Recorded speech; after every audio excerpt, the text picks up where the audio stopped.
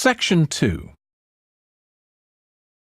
You will hear a restaurant manager talking to a small group of new staff who are starting work as kitchen assistants in a restaurant.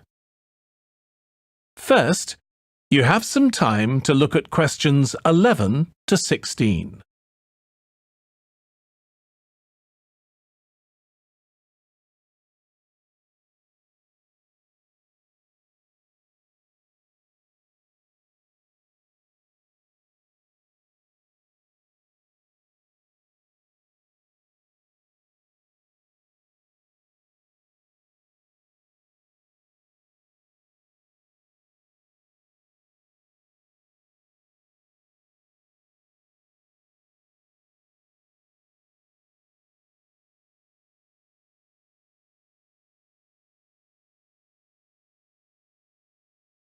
Now listen carefully and answer questions 11 to 16.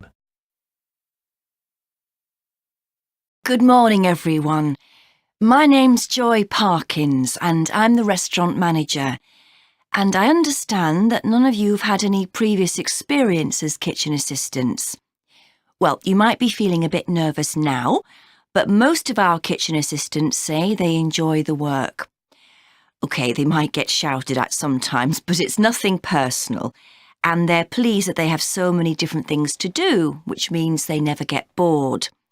And I'll tell you straight away that if you do well, we might think about moving you up and giving you some more responsibility. Right, well, you've all shown up on time, which is an excellent start. Now, I'm glad to see none of you have unsuitable footwear, so that's good.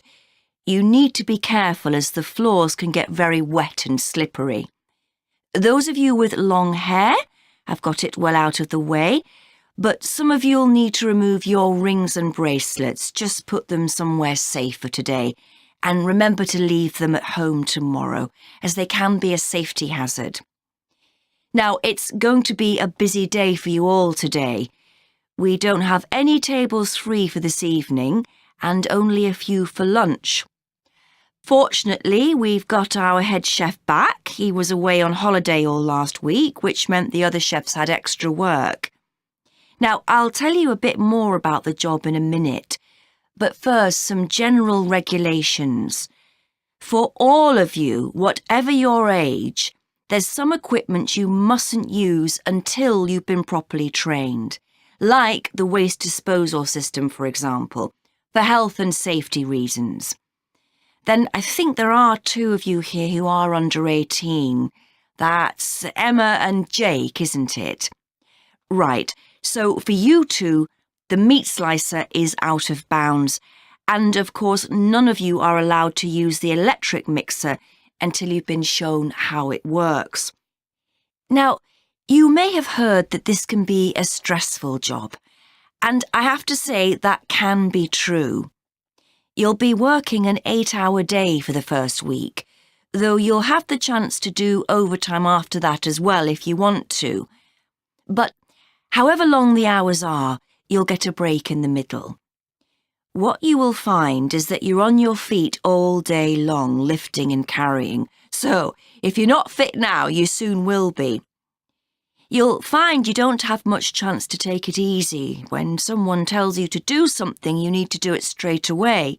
But at least we do have a very efficient air conditioning system compared with some kitchens. Before you hear the rest of the talk, you have some time to look at questions 17 to 20.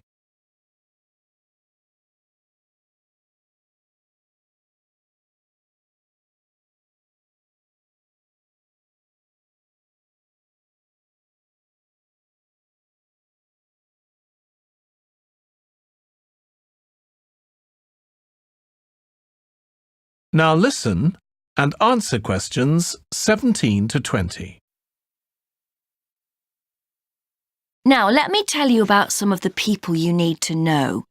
So, as I said, I'm Joy Parkins, and I decide who does what during the day and how long they work for.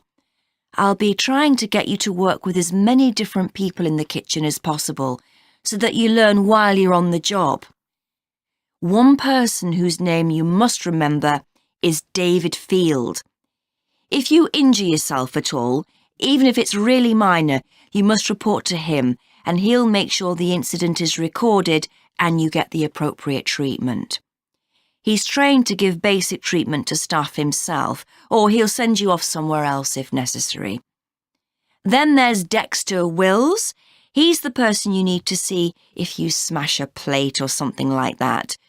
Don't just leave it and hope no one will notice. It's really important to get things noted and replaced, or there could be problems later. And finally, there's Mike Smith. He's the member of staff who takes care of all the stores of perishables. So if you notice we're getting low in flour or sugar or something, make sure you let him know so he can put in an order. OK, now the next thing we need to cover.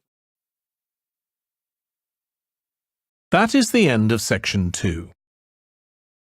You now have half a minute to check your answers.